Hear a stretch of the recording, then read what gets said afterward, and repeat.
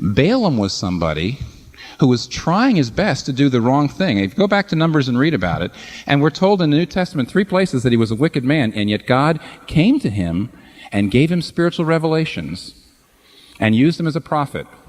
In the Old Testament, we have Saul. At one point, the Spirit of God came upon him and used him, and he became prophetic. He was a prophet, and he never gave his heart to the Lord.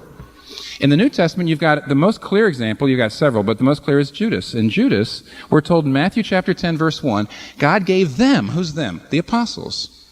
He gave them the power to cure all sorts of diseases, and they went out prophesying, and they went out casting out demons, and they went out healing the sick, Judas among them. And Judas never gave his heart to the Lord. Now, therefore, now listen, what do we know about that? Here's what we know. I've heard people over the years say to me, well, only Christians could do miracles, and of course, people who aren't Christians could do false miracles. Satan could help them do miracles. But that's not what we're saying here.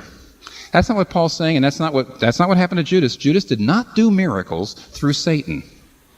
He did it through Jesus, and he wasn't a Christian.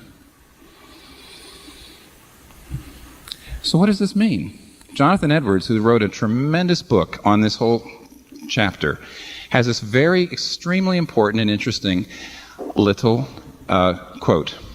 He says, a spiritual gift of miracles or of speaking does not change a person's inherent nature.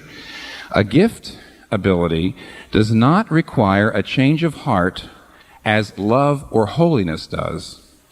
Gifts are like precious jewels with which a body may be adorned, but which does not alter the body's form. But the grace of God and its fruit turns, as it were, the very soul into a precious jewel.